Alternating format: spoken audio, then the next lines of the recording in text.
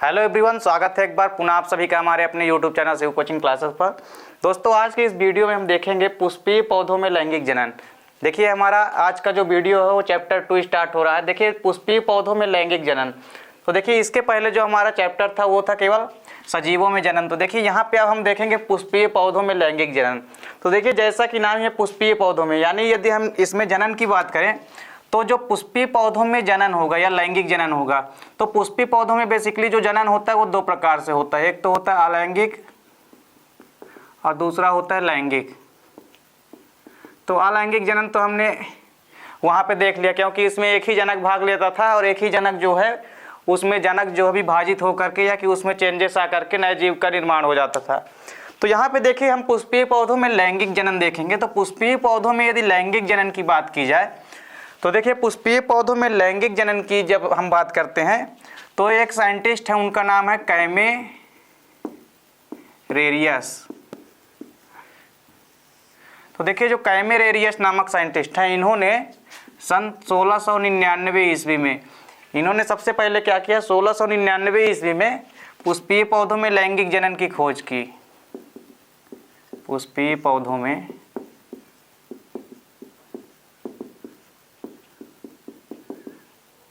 लैंगिक जनन की खोज की।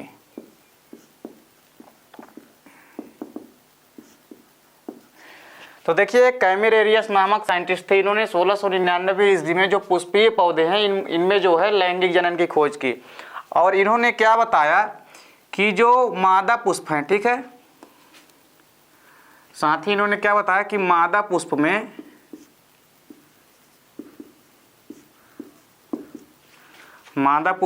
फल व बीज, फल तभी बनते हैं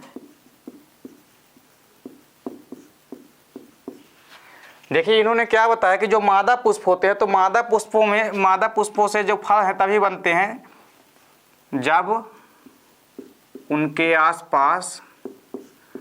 उनके पास में नर पुष्प होता है।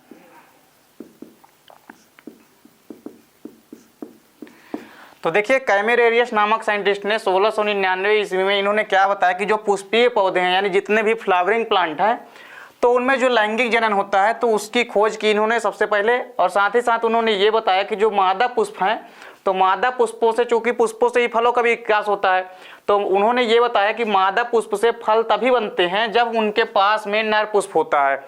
अब देखिए, यहाँ पे क्या है कि साथ ही साथ उन्होंने क्या कहा कि जो स्टेमेन या पुंकेसर होते हैं, पुंकेसर को इन्होंने क्या कहा, नर जननांग कहा। पुंकेसर को हम क्या बोलते हैं, स्टेमेन। तो देखिए, इन्होंने क्या कहा कि जो पुंकेसर होते हैं या स्टेमेन्स, इन्होंने इनको क्या कहा, नर जननांग कहा। और साथ ही साथ जो अंडप या कार्पल होता है, और अंडप को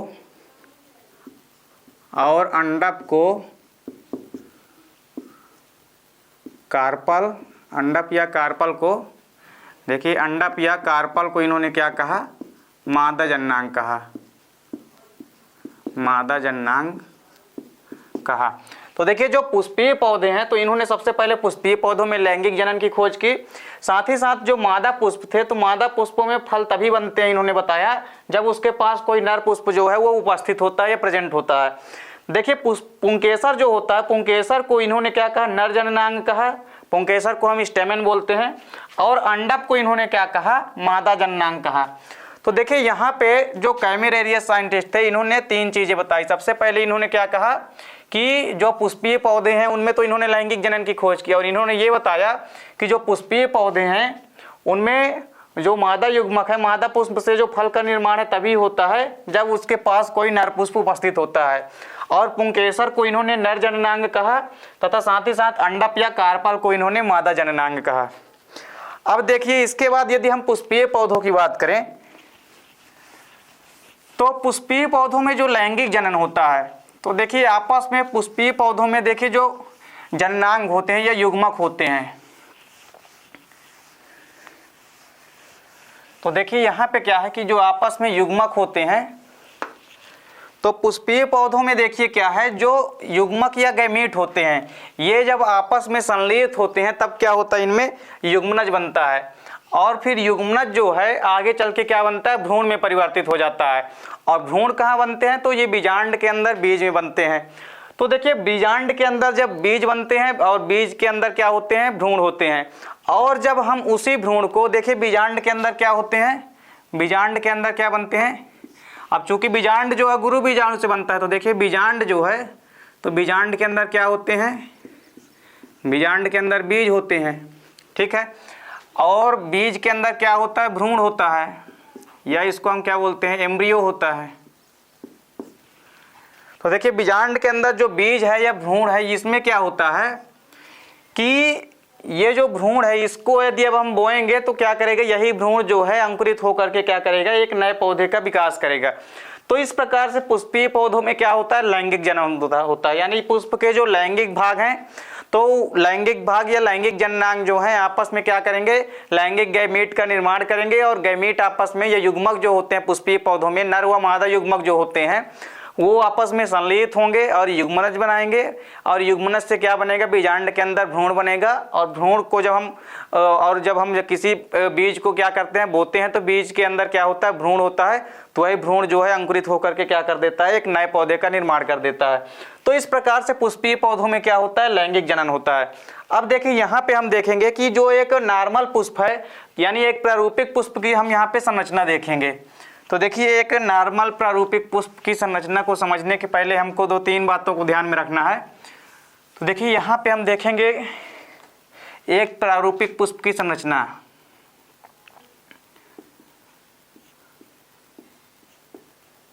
पुष्प की संरचना, तो देखिए यहाँ पे यदि हम पुष्प की संरचना की बात करें तो इसमें सबसे पहले हमको 2-3 चीज़ें जाननी जरूरी है। देखिए यदि ये बात करें पुष्प की, अब चूंकि पुष्प ही क्या होता है, किसी भी पौधे का क्या होता है, जननांग होता है या जनन अंग होता है। तो देखिए सबसे पहले तो देखिए पेपर में क्या पूछा जाता है कि पुष्प एक्चुअल में है क्या। तो देखिए पुष्प क्या होता है, जो पुष्प होते हैं या फ्लावर होते हैं, तो पुष्प एक रूपांतरित प्ररोह होता है। देखिए पुष्प क्या है, तो पुष्प एक रूपांतरित प्ररोह है, यानी ये एक मॉडिफाइड शूट होता है, मॉडिफाइड शूट। तो देखिए पुष्प क्या है, एक रूपांतरित प्ररोह है। तो मॉडिफाइड शूट का मतलब क्या होता है कि देखिए पुष्प के जो जैसे जो तना वाला भाग है या स्टेम वाला जो भाग होता है, तो वही देखिए पुष्प में समझिए 2 चीज होते हैं। पहली बात तो नीचे वाला भाग जो होता है, जो जड़ कहलाता है, इसको क्या बोलते हैं, हम रूट बोलते हैं, ठीक है। और जड़ के ऊपर का जो तना वाला भाग होता है, फिर इसमें से कई सारे शाखाएं निकलती है। तो देखिए जो यहाँ पे, तो देखिए जो नीचे वाला भाग होता है, ठीक है, एक तो जड़ वाला भाग होता है नीचे वाला, तो इसको हम क्या बोलते हैं, रूट।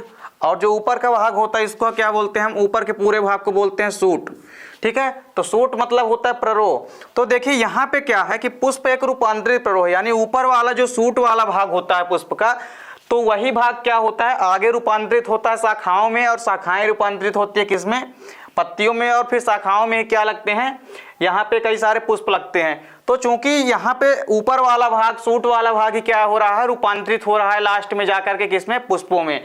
तो इस प्रकार से ये जो पुष्प होता है ये क्या है, एक रूपांतरित प्ररोह होता है, या इसको हम मॉडिफाइड शूट बोलते हैं। अब देखिए इसके बाद यहाँ पे क्या समझना है हमको कि जो पुष्प है यह केवल और केवल किसका लक्षण है, तो देखिए आवृत्त बीज, जो आवृत्त बीजी पादप होते हैं, ठीक है, आवृत्त बीजी पादप जो होते हैं, जिनको कि हम क्या बोलते हैं, एंजियोस्पर्म बोलते हैं, एंजियोस्पर्म। तो देखिए आवृत्त बीजी पादपों में पुष्प का पाया जाना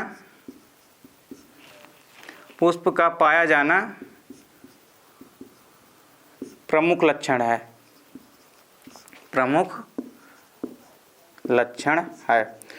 तो देखिए ये जो पुष्प होते हैं ये केवल और केवल आवृत्तबीजी पादपों में पाए जाते हैं, ठीक है। यानी जो आवृत्तबीजी पादप होते हैं इनको हम फ्लावरिंग प्लांट भी कहते हैं, क्योंकि इनमें क्या लगता है, फ्लावर या फूल लगते हैं।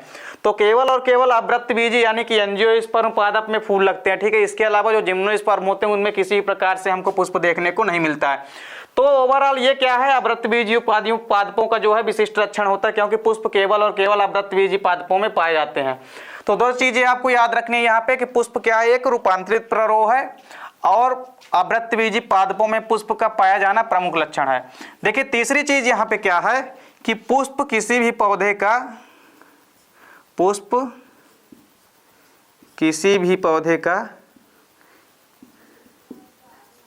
पौधे का जननांग है या जननांग है।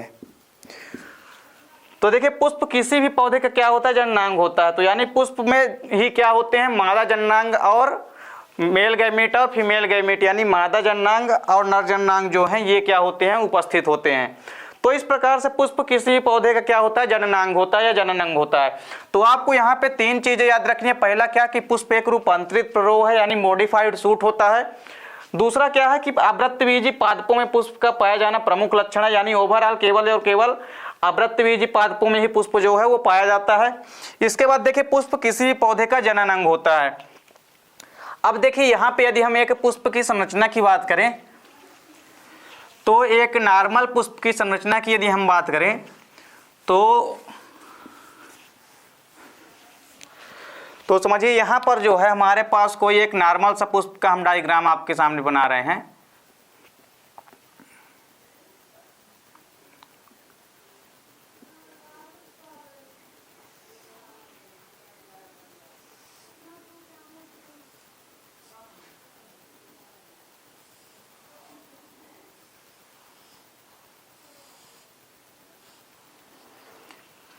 देखिए कुछ इस तरह से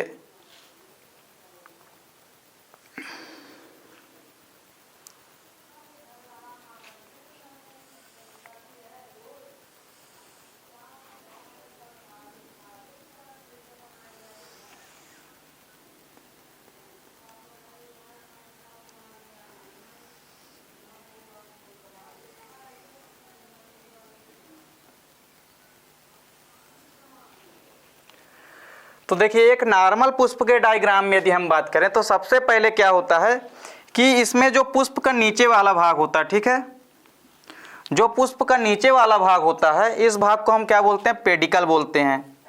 इसको हम क्या बोलते हैं, पेडिकल। पेडिकल और हिंदी में इसको क्या बोलते हैं, पुष्प व्रंत। पुष्प व्रंत, पुष्प व्रंत या इसको हम क्या बोलते हैं, डंठल। डंठल। तो देखिए सबसे पहले यदि बात की जाए तो ये पेडिकल या पुष्प व्रंत या इसको क्या बोलते हैं, हम डंठल बोलते हैं। तो देखिए चूंकि पुष्प व्रंत या पेडिकल की यदि हम बात की जाए तो यह पुष्प का सबसे निचला भाग होता है। यह क्या होता है, पुष्प का सबसे निचला भाग होता है, जिसके द्वारा जो पुष्प होता है वो किसी शाखा या टहनी से जुड़ा होता है या अटैचमेंट होता है। तो सबसे पहली बात की जाए किसकी, पेडिकल की, या इसको हम क्या बोलते हैं, पुष्प व्रंत या डंठल हिंदी में इसको बोलते हैं। और पुष्प व्रंत या डंठल की यदि बात की जाए हम तो यह देखिए पुष्प व्रंत या डंठल जो होता है, पुष्प व्रंत या डंठल, तो देखिए यह पुष्प का सबसे निचला भाग होता है। यह पुष्प का सबसे निचला भाग होता है, पुष्प का सबसे निचला भाग है, जिसके द्वारा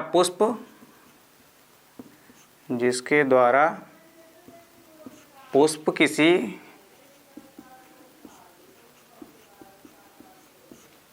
शाखा या टहनी से जुड़ा रहता है,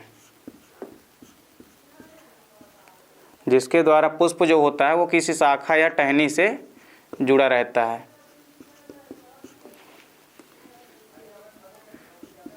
तो देखिए यहाँ पे क्या है कि जो पुष्प व्रंत या डंठल होता है यह पुष्प का सबसे निचला भाग होता है, जैसा कि आप लोग यहाँ पे देख रहे हैं, जिसके द्वारा पुष्प किसी शाखा या टहनी से जुड़ा रहता है। तो आगे चल के ये डंठल वाला भाग जो होता है ये किसी शाखा या टहनी से जुड़ा रहता है।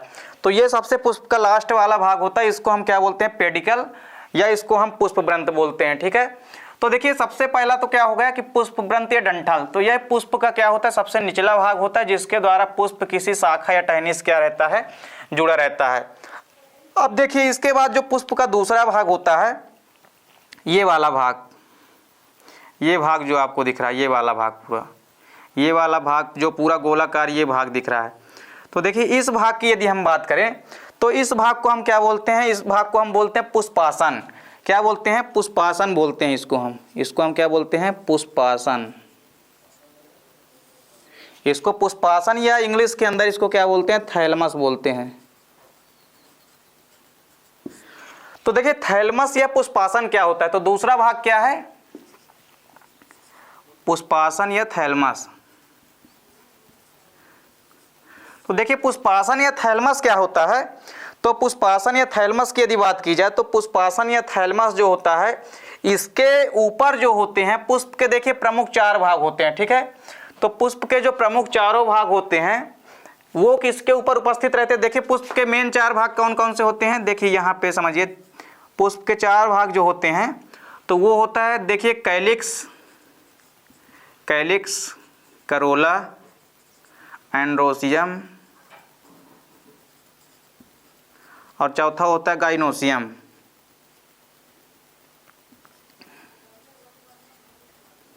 तो देखिए पुष्प के 4 प्रमुख भाग होते हैं, calyx, Corolla, androecium and gynoecium. तो देखिए पुष्प के ये चारों जो प्रमुख भाग होते हैं यानी एसेंशियल पार्ट जो होते हैं, तो पुष्प के चारों जो प्रमुख पार्ट होते हैं ये जिसके ऊपर उपस्थित रहते हैं उसको हम क्या बोलते हैं, पुष्पासन। तो देखिए पुष्पासन की यदि बात की जाए तो पुष्पासन क्या होता है, देखिए इसके ऊपर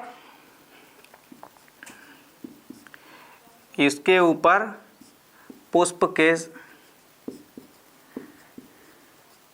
सभी भाग उपस्थित रहते हैं।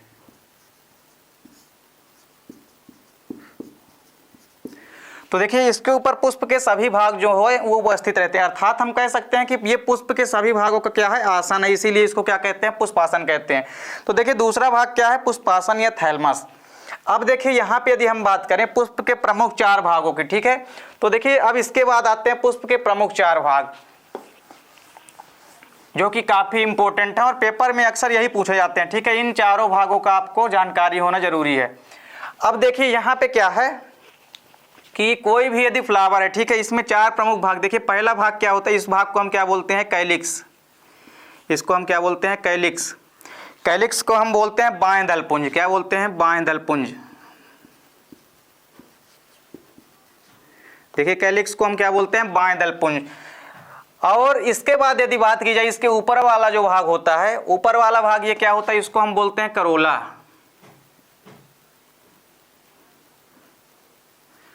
देखिए पुष्प का जो दूसरा भाग होता है इसको हम क्या बोलते हैं, इसको हम बोलते हैं करोला, ठीक है। इसके बाद देखिए तीसरा भाग जो होता है तो वो यहाँ से निकला होता है ऐसे, ये इस तरह से।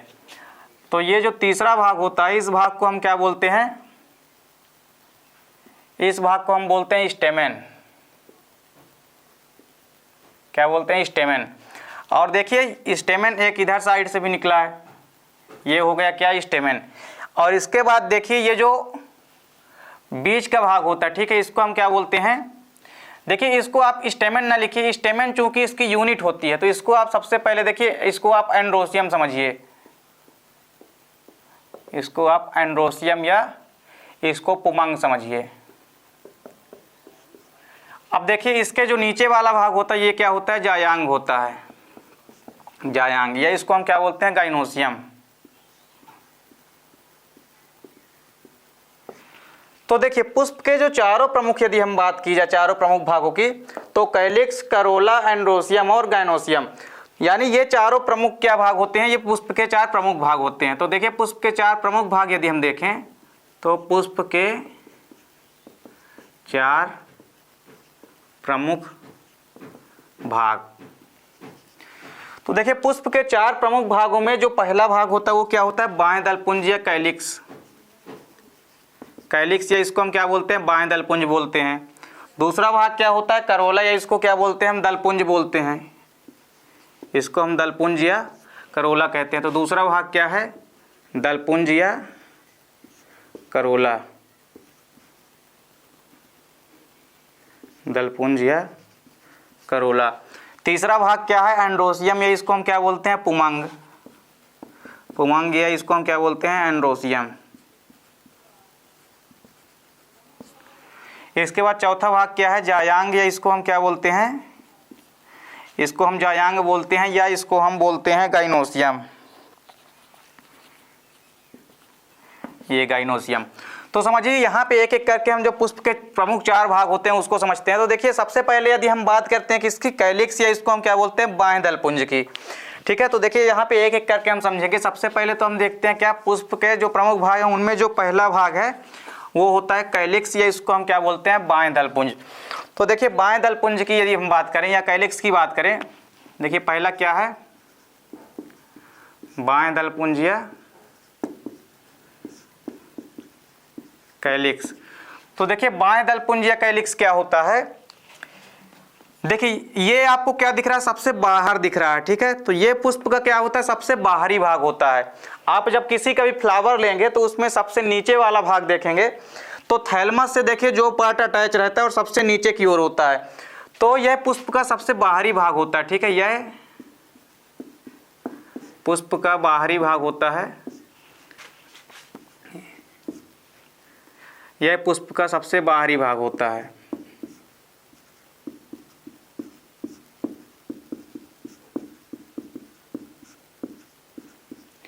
यह क्या होता है? पुष्प का सबसे बाहरी भाग होता है। और यदि हम बात करें इसके कलर की, तो ये हमेशा ओवरऑल आप किसी फ्लावर में देखोगे जो कैलिक्स होता है या बाएं दलपुंज होता है यह हमेशा ग्रीन कलर का होता है। तो कैलिक्स कैसा होता है? कैलिक्स का जो कलर होता है, कैलिक्स का जो क्या होता है? कलर होता है या रंग होता है, ये हमेशा क्या होता है? ग्रीन होता है। यानी कैलिक्स जो होते हैं वो कैसे होते हैं? हरे रंग के होते हैं। तो कैलिक्स जो है किसी भी फ्लावर का क्या होता है? बाहरी भाग होता है, और यह हमेशा क्या होते हैं? हरे रंग के होते हैं। और ये अलग अलग भी हो सकते हैं, जुड़े भी हो सकते हैं, तो उनको अलग अलग और जुड़े होने के स्थान पे अलग अलग भी नाम दिया जाता है। तो देखिए यदि ये आपस में जुड़े होते हैं तो इसको क्या बोलते हैं? सिनकार्पस बोलते हैं। तो देखिए इस प्रकार से यदि हम बात करें, जैसे बाएं दलपुंज कैलिक्स जो होता है यह पुष्प का सबसे बाहरी भाग होता है, और इसका कलर की यदि हम बात की जाए तो कलर इसका ग्रीन होता है अधिकतर यदि हम बात करें तो। और यदि इसके हम काउंटिंग की बात करें, यानी इसकी यदि हम गणना करें, तो ये इसकी संख्या जो होती है तो कोई फिक्स नहीं रहती है, ये हर एक फ्लावर में क्या होती है? बदलती रहती है।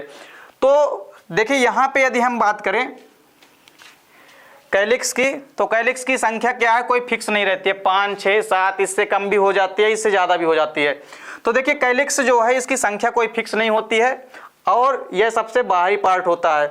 देखिए इसके बाद जो दूसरा पार्ट है फ्लावर का वो होता है करोला, या इसको हम क्या बोलते हैं? दलपुंज। देखिए एक चीज़ और देखिए इसकी जो यूनिट होती है, इन सब की एक क्या होती है? यूनिट होती है, या इसको हम इकाई कहते हैं। तो देखिए जो बाएं दलपुंज होता है, तो बाएं दलपुंज की यूनिट क्या होती है?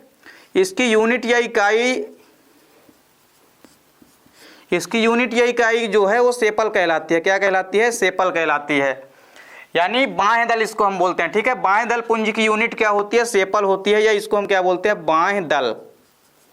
तो देखिए बाएं दल पुंज की जो यूनिट होती है वो बाएं दल होती है, या इसको हम इंग्लिश में क्या बोलते हैं? सेपल होते हैं, क्योंकि पेपर में इसकी यूनिट कभी कभी पूछी जाती है। देखिए इसके बाद जो दूसरा भाग है हमारा वो है करोला, या इसको हम क्या बोलते हैं? दलपुंज। तो देखिए दूसरा भाग जो करोला है दलपुंज उसको देखते हैं। देखिए दूसरा भाग क्या है? तो दूसरा भाग है करोला या दलपुंज। देखिए दूसरा भाग होता है करोला या दलपुंज।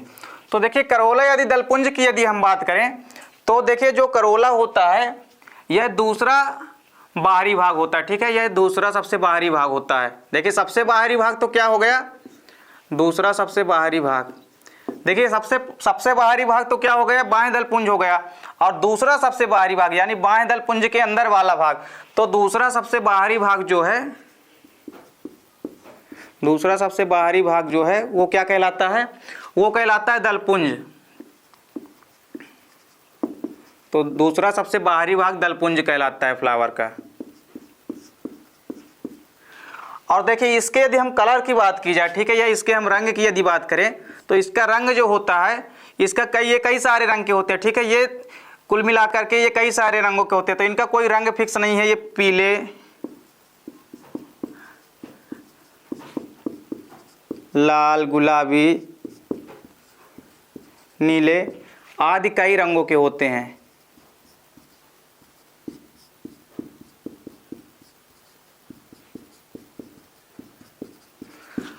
तो देखिए यदि दलपुंज की हम बात करें कलर की या रंग की, तो देखिए दलपुंज का जो रंग होता है ये बदलता रहता है, और दलपुंज जो है वो रंगीन कलर के होते हैं।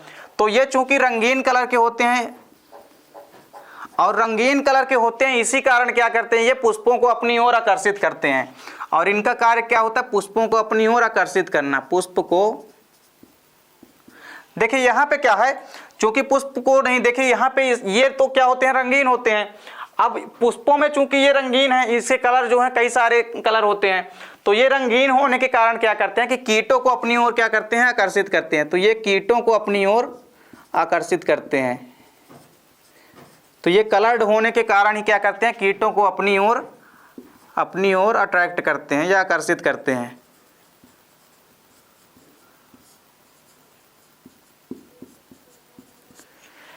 तो देखिए कीटों को ये क्या करते हैं, अपनी ओर आकर्षित करते हैं। तो देखिए ये जो है रंगीन होते हैं और कीटों को अपनी ओर आकर्षित करते हैं, जिससे क्या होता है, परागण की क्रिया होती है, जिससे परागण की क्रिया संपन्न होती है, जिससे परागण की क्रिया संपन्न होती है।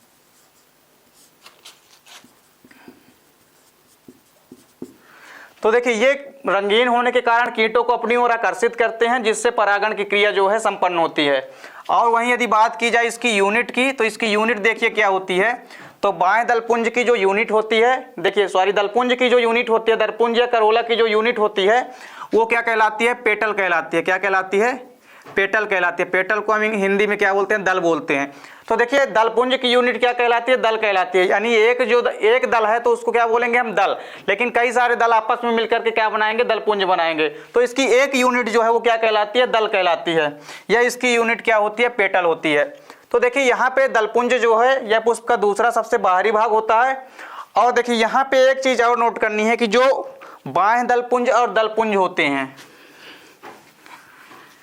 देखिए जो बाएं दलपुंज और दलपुंज होते हैं, यहाँ पे एक चीज आपको नोट डाउन करना है। देखिए यहाँ पे क्या करना है, आपको एक चीज नोट करना है कि जो कैलिक्स और कोरोला जो होते हैं, कैलिक्स और करोला जो होते हैं, तो देखिए कैलिक्स और करोला जो होते हैं ये पुष्प के, यानी बाएं दलपुंज और दलपुंज, तो कैलिक्स और कोरोला ये पुष्प के सहायक चक्र होते हैं, सहायक चक्र होते हैं, जो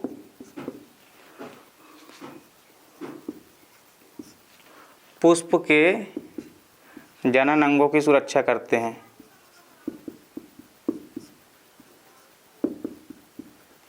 जो पुष्प के जनन अंगों की सुरक्षा करते हैं। तो देखिए कैलिक्स और कोरोला यानी जो बाएं दलपुंज और दलपुंज होते हैं, ये क्या करते हैं, पुष्प के सहायक चक्र होते हैं, यानी बाहरी भाग होते हैं, जो कि पुष्प के जनन अंगों की, यानी पुष्प के जो मेन पार्ट होते हैं हमारा पुमंग और जायांग, यानी जो पुष्प के स्त्री केसर और जो पुंकेसर होते हैं, यानी जो नर जननांग और मादा जननांग होते हैं, उसकी क्या करते हैं, ये सुरक्षा करते हैं। तो इनका काम क्या है, कैलिक्स और कोरोला का, इनको सुरक्षा देना है। तो एक चीज आपको नोट करनी है। इसके बाद देखिए तीसरे भाग की हम बात करते हैं। तो जो पुष्प का तीसरा भाग होता है वो क्या होता है, एंड्रोसियम, या इसको क्या बोलते हैं, पुमंग। तो देखिए तीसरा जो भाग होता है पुष्प का वो क्या होता है, तीसरा भाग होता है पुमंग। पुमंग को हम क्या बोलते हैं, एंड्रोसियम। तो देखिए एंड्रोसियम की यदि हम बात की जाए तो एंड्रोसियम की यूनिट क्या होती है, एंड्रोसियम की यूनिट होती है स्टेमेन या पुंकेसर, स्टेमेन या पुंकेसर। तो देखिए स्टेमेन या जो पुंकेसर होता है इसी को क्या बोलते हैं, नर जननांग बोलते हैं। इसको क्या बोलते हैं, नर जननांग। तो यह किसी भी पुष्प का क्या होता है, नर जननांग या मेल रिप्रोडक्टिव आर्गन होता है। तो देखिए पुमंग जो होता है यह इसकी यूनिट जो होती है क्या होती है, स्टेमेन या पुंकेसर होती है, और पुंकेसर को ही क्या कहते हैं, नर जननांग कहते हैं। और जो पुमंग होता है, ये जो पुमंग होते हैं ये बेसिकली दो भागों से मिलकर बने होते हैं। देखिए पुमंग की यदि बात करें तो पुमंग को यदि यहाँ पे हम देखें तो देखिए जो ऊपर वाला भाग होता है इसको हम क्या बोलते हैं, इसको हम बोलते हैं परागकोश। इसको क्या बोलते हैं हम, परागकोश, या इसको इंग्लिश में क्या बोलते हैं, एंथर, परागकोश या एंथर। और देखिए जो नीचे का भाग होता है ये क्या कहलाता है, फिलामेंट कहलाता है। ये क्या कहलाता है, फिलामेंट। फिलामेंट को हम क्या बोलते हैं, पुतंतु। तो देखिए परागकोश और फिलामेंट ये दोनों मिलके क्या कहलाते हैं, स्टेमेन कहलाते हैं। ये क्या कहलाते हैं, स्टेमेन। तो चूंकि देखिए जो एंथर होता है और फिलामेंट ये दोनों क्या कहलाते हैं, स्टेमेन के भाग हैं। तो स्टेमेन किसी भी फ्लावर की क्या होती है, नर जननांग होते हैं। स्टेमेन की यदि संरचना को, यदि ये जो स्टेमेन है हमारे पास, इसकी संरचना को यदि हम अलग से समझें तो स्टेमेन की संरचना जो है कुछ इस प्रकार से होती है, इस प्रकार से। तो देखिए ये जो स्टेमेन होता है इसके अंदर क्या होते हैं, कई सारे जो हैं परागधानियाँ, या जिसको हम लघु बीजाणुधानी कहते हैं। तो देखिए यहाँ पे क्या है कि जो स्टेमेन की संरचना है इसमें जो ऊपर के भाग हैं ये क्या कहलाते हैं, एंथर कहलाते हैं। ठीक है, ये क्या कहलाते हैं, एंथर या परागकोश कहलाते हैं, एंथर या परागकोश। और नीचे का ये जो भाग है ये क्या कहलाता है, ये कहलाता है फिलामेंट। फिलामेंट या इसको हम क्या बोलते हैं, पुतंतु बोलते हैं। तो देखिए नीचे वाला भाग क्या कहलाता है, पुतंतु। और देखिए आपस में जो दोनों एंथर लोब, देखिए यहाँ पे हमको दो लोब दिखाई दे रहे हैं, ये दो लोब। तो ये जो लोब दिखाई दे रहे हैं, देखिए इसमें क्या है, एक लोब ये है, एक लोब ये दिखाई दे रहा है। तो दोनों लोग आपस में जो जुड़े हैं तो इस ज्वाइंटिंग स्थान को क्या बोलते हैं, कनेक्टिव बोलते हैं। क्या बोलते हैं इसको हम, कनेक्टिव, कनेक्टिव, या इसको क्या बोलते हैं, योजी। तो देखिए यहाँ पे पुंकेसर के मुख्य रूप से 3 भाग होते हैं, लेकिन यहाँ पे मेन रूप से जो है 2 ही भाग होते हैं जो सामने से दिखाई देते हैं। तो देखिए एंथर और फिलामेंट, और जो आपस में जुड़ने का दोनों लोब का स्थान है उसको क्या बोलते हैं, कनेक्टिव। तो देखिए यदि पुमांग की संरचना की बात की जाए तो ये किसी भी पुष्प का क्या होता है, नर जननांग होता है। और ये जो एंथर या पराग कोश होते हैं तो इनके अंदर देखिए परागधानियां होती है। तो चूंकि 2 लोब हैं, एक लोब में 2 परागधानियां होती है, तो 2 लोब मिलाकर के कितनी, देखिए 2 लोब हैं यहाँ पे, तो 2 लोब में कितनी परागधानियां होगी, 4। एक लोब में चूंकि 2 परागधानियां, तो 2 लोब में कितनी परागधानियां, 4। और परागधानियों को हम क्या बोलते हैं, पोलन सैक बोलते हैं, या इसको हम क्या बोलते हैं, माइक्रोस्पोरेंजियम बोलते हैं। तो देखिए माइक्रोस्पोरेंजियम, देखिए परागधानी को हम क्या बोलते हैं, ये क्या होती हैं, परागधानियां होती है। ये क्या है, परागधानी, परागधानी, परागधानी, या इसको हम क्या बोलते हैं, लघु बीजाणुधानी।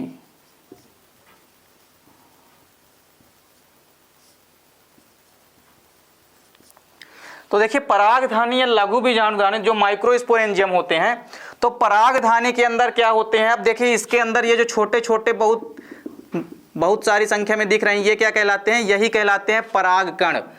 ये क्या कहलाते हैं, परागकण, या इसको हम क्या बोलते हैं, पोलन ग्रेन, पोलन ग्रेन।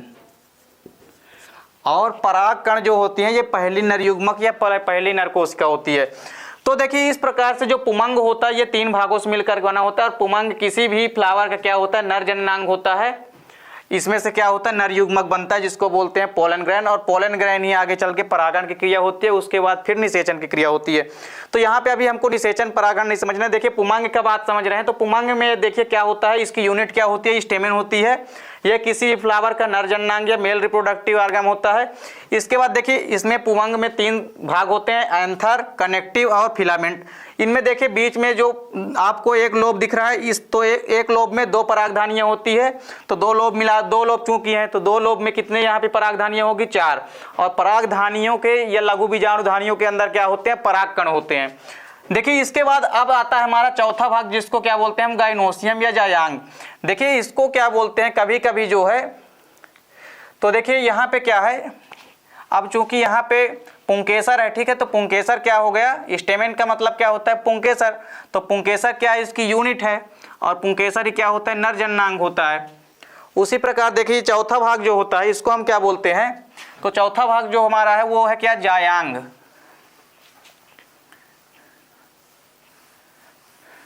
तो चौथे भाग को हम देखते हैं, जायांग की बात की जाए यदि, तो जायांग या इसको हम क्या बोलते हैं, स्त्री केसर भी बोलते हैं, इसको हम क्या बोलते हैं, स्त्री केसर बोलते हैं। तो चौथा भाग हमारा क्या है, जायांग।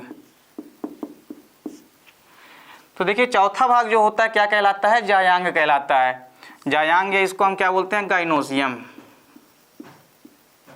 गाइनोसियम।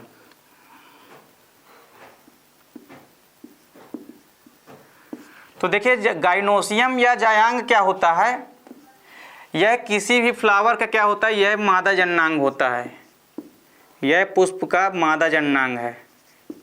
यह किसी पुष्प का क्या होता है, पुष्प का मादा जनन अंग है।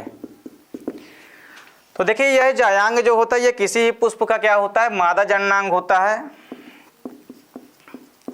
और यदि हम इसकी यूनिट की बात करें, इसकी यूनिट की या इकाई की यदि हम बात करें, तो इसकी यूनिट क्या होती है, इसकी यूनिट को हम क्या कहते हैं, कार्पल, कार्पल या पिस्टिल कहते हैं, ठीक है, कार्पल या पिस्टिल।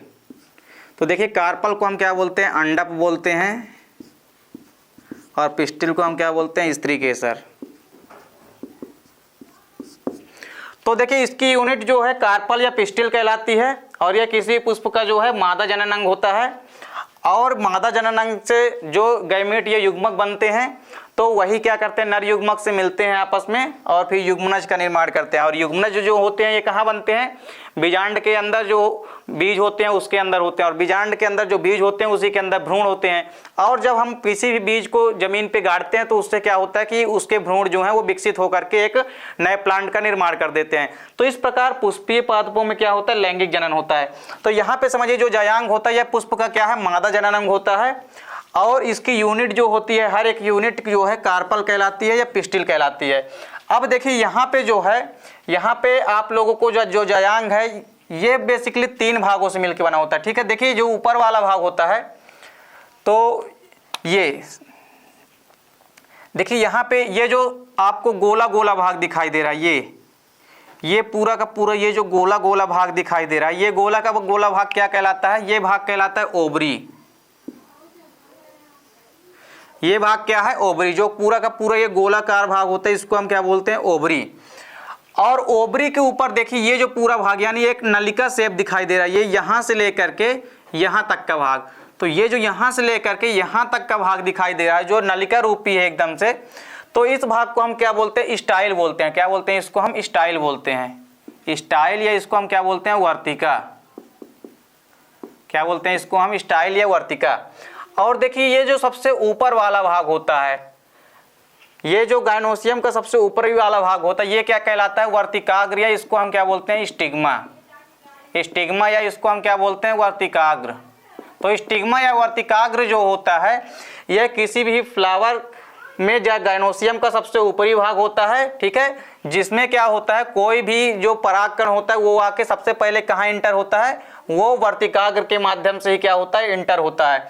तो यहाँ पे देखिए, यहाँ पे एक चीज समझनी है आपको कि यहाँ पे देखिए जो गाइनोसियम होता है, तो गाइनोसियम में 3 भाग होते हैं। देखिए स्टिग्मा, स्टाइल, और ये वाला भाग क्या है, तो ओवरी को हम यहाँ पे ना लिख करके ओवरी को हम ऊपर बना देते हैं। तो ये जो गोलाकार भाग होता है ये क्या होता है, ओवरी होता है। तो देखिए यहाँ पे 3 भाग होते हैं प्रमुख, कौन कौन से, स्टिग्मा, देखिए ये ऊपर वाला भाग क्या होगा, स्टिग्मा, ये बीच का पूरा नलिका रूपी भाग जो है ये स्टाइल या वर्तिका कहलाता है, और जो पूरा का पूरा गोलाकार भाग होता है ये भाग क्या कहलाता है, ओवरी या अंडाशय कहलाता है। तो देखिए ये तीनों भाग मिलकर के आपस में क्या कहलाते हैं, कार्पल कहलाते हैं, ठीक है, कार्पल, या इसको हम क्या बोलते हैं, अंडप।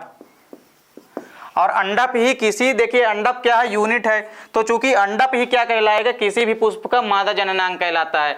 तो देखिए यहाँ पे जो अंडप या कार्पल होता है वो 3 भागों से मिलकर बना होता है, स्टिग्मा, स्टाइल और ओवरी। इसके बाद देखिए यहाँ पे हमने आपको क्या बताया कि ये तो भाग होगा क्या, कैरोला। कैरोला के नीचे वाला सबसे बाहरी भाग क्या है, कैलिक्स। अब देखिए यहाँ पे एक चीज और समझनी है कि इसके अंदर यानी जो गाइनोसियम होता है इसके अंदर एक और संरचना आपको दिखाई देती है, उस संरचना को हम क्या बोलते हैं, बीजांड।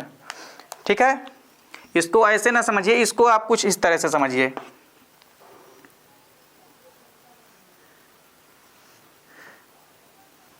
ये तो देखिए जो इस तरह से भाग होता है, ये क्या भाग है, बीजांड। इसके अंदर जो भाग होता है इसको हम क्या कहते हैं, बीजांड कहते हैं। बीजांड को हम क्या बोलते हैं, इंग्लिश में ओब्यूल बोलते हैं, ओब्यूल्स। तो देखिए ये जो अंदर वाला भाग होता है इसको हम क्या बोलते हैं, बीजांड का भाग होता है। और बीजांड के अंदर क्या बनते हैं, बीज, और बीज में ही क्या होते हैं, भ्रूण होते हैं। अब ये बीजांड चूंकि कहाँ स्थित होते हैं, ये बीजांड होते हैं। बीजांड के अंदर फिर क्या होते हैं, भ्रूण कोश या एम्ब्रियो साइक होता है। और जो इसके बाद देखिए ये जो पूरा का पूरा भाग आपको दिखाई दे रहा है, गद्दी रूपी जो आपको भाग दिखाई दे रहा है, देखिए ये भाग, ये जो पूरा खोखला भाग दिखाई दे रहा है, ये पूरा जो खोखला भाग, पूरा खाली भाग यहाँ से यहाँ तक का दिखाई दे रहा है, ये भाग क्या कहलाता है, देखिए इसके जो बीच का गद्दीदार ये जो भाग है, ये भाग क्या कहलाता है, ये भाग कहलाता है प्लेसेंटा। क्या कहलाता है, प्लेसेंटा कहलाता है। तो देखिए पुष्प के कुल मिलाकर के इतने भाग होते हैं। देखिए यहाँ पे क्या है कि एक एक करके यदि हम भाग को समझे, देखिए सबसे पहले जायांग जो होता है, इसको हमने आपको क्या बताया कि ये 3 भागों से मिलकर बना होता है। ठीक है, ये जो जायांग होता है, या इसकी देखिए जायांग की यूनिट क्या होती है, कार्पल या पिस्टिल होती है। तो जो कार्पल होता है ये 3 भागों से मिलकर बना होता है। देखिए ये पूरा का पूरा भाग कार्पल का, यानी जो आपको ब्लैक कलर से पूरा का पूरा पार्ट यहाँ से ये गोलाकार भाग तक दिखाई दे रहा है, ये किसका भाग है, कार्पल का। तो सबसे ऊपरी वाला भाग स्टिग्मा या वर्तिकाग्र कहलाता है। इसके बाद जो बीच वाला पार्ट होता है ये क्या कहलाता है, वर्तिका या स्टाइल कहलाती है। इसके बाद देखिए जो नीचे का गोलाकार पूरा भाग होता है ये क्या कहलाता है, ओवरी या अंडाशय। और तीनों मिलाकर के क्या कहलाता है, कार्पल। अब इसके बाद देखिए यहाँ पे क्या है कि जो ये भाग होता है, जो डरजननांग होता है, ठीक है, इसको हम क्या बोलते हैं, एंड्रोसियम। और इसकी यूनिट क्या होती है, देखिए ऊपर वाला भाग क्या कहलाता है, ये ऊपर वाला भाग कहलाता है एंथर। ठीक है, एंथर। और एंथर प्लस नीचे का भाग क्या है, ये फिलामेंट। क्या है, ये फिलामेंट। तो इस प्रकार एंथर और फिलामेंट, ठीक है, ये दोनों किसके भाग हैं, ये दोनों किसके भाग हैं, स्टेमेन के भाग हैं। ये दोनों किसके भाग हैं, स्टेमेन के। तो देखिए यहाँ पे एक नॉर्मल से प्रारूपिक पुष्प की यदि हम संरचना की बात करें तो इतने भाग दिखाई देते हैं। देखिए इसमें हमने आपको क्या बताया कि सबसे पहले यदि बात की जाए तो सबसे पहले किसी भी पुष्प का निचला भाग, जिसको कि हम क्या बोलते हैं, पुष्प ब्रंथ या डंठल बोलते हैं, जिसके द्वारा पुष्प जो होता है वो किसी शाखा या टहनी से क्या होता है, अटैचमेंट के जुड़ा रहता है। इसके बाद देखिए इसके जो ऊपर वाला भाग, यानी ये जो गद्दीनुमा भाग होता है, देखिए ये गद्दीनुमा जो भाग होता है, इस भाग को हम क्या बोलते हैं, ये पूरा का पूरा जो गद्दीनुमा भाग होता है ये पुष्पासन या क्या कहलाता है, थैलमस कहलाता है। अब इसके बाद देखिए ये जो ऊपरी वाला भाग होता है इसको हम क्या बोलते हैं, कैलिक्स या बाएं दलपुंज। तो यह किसी भी पुष्प का बाहरी चक्र होता है। और इसमें क्या होता है, ये हमेशा क्या होते हैं, हरे कलर के होते हैं। ठीक है, इसके बाद देखिए इसके ऊपर वाला जो भाग है वो क्या कहलाता है, पुष्प का दूसरा बाहरी चक्र। ये जो बाहर की ओर गया, ये ब्लैक कलर का पूरा ये भाग, तो ये पूरा का पूरा भाग क्या कहलाता है, ये भाग कहलाता है करोला या दलपुंज कहलाता है। और करोला या दलपुंज की यूनिट क्या होती है, सेपल होती है, जिसको कि हम क्या बोलते हैं, दल बोलते हैं। देखिए पेटल बोलते हैं, पेटल को क्या बोलते हैं, दल बोलते हैं। इसके बाद देखिए तीसरा भाग जो हमारा होता है वो नरजननांग होता है, जिसको हम क्या बोलते हैं, स्टेमेन या पुंकेसर बोलते हैं। पुंकेसर 2 भागों से मिलकर बना रहता है, एंथर और फिलामेंट। इसके बाद देखिए जो चौथा भाग है हमारा वो क्या होता है, गाइनोसियम। या गाइनोसियम की यूनिट क्या होती है, कार्पल या पिस्टिल होती है। और कार्पल जो होता है तो कार्पल जो है ये 3 भागों से मिलकर बना होता है। ठीक है, कार्पल 3 भागों से मिलकर बना होता है। ठीक है, पहला भाग कौन सा होता है, ओवरी होता है। दूसरा भाग क्या है, स्टाइल। और तीसरा भाग क्या होता है, स्टिग्मा। ये स्टिग्मा। तो देखिए इस प्रकार से 3 भाग मिलकर के कार्पल बना होता है, या गायांग या जायांग, या इसको हम क्या बोलते हैं, स्त्री केसर भी बोलते हैं, या इसको भी हम अंडा भी बोलते हैं। तो इस प्रकार से देखिए एक नॉर्मल से प्रारूपिक पुष्प की संरचना में इतने भाग आते हैं। और इन सब की संरचना को आप याद रखिए, क्योंकि पेपर में एक नॉर्मल पुष्प की संरचना जो है अक्सर पूछा जाता है। तो इस क्वेश्चन को आप इंपॉर्टेंट लगा लीजिए, क्योंकि यह क्वेश्चन पेपर में आएगा। और पेपर में यह क्वेश्चन बार बार रिपीट होता है कि एक नॉर्मल से प्रारूपिक पुष्प की संरचना बनाइए, यानी ए स्ट्रक्चर ऑफ टिपिकल प्लांट। तो एक टिपिकल प्लांट की यानी एक प्रारूपिक पुष्प की आपको संरचना बतानी है। तो उम्मीद करता हूँ दोस्तों वीडियो आपको पसंद आई होगी। दोस्तों यदि वीडियो आपको अच्छी लगी तो लाइक और कमेंट कीजिए, साथ ही साथ दोस्तों के बीच शेयर कीजिए। मिलते हैं दोस्तों नेक्स्ट वीडियो में, तब तक के लिए जय हिंद, वंदे मातरम।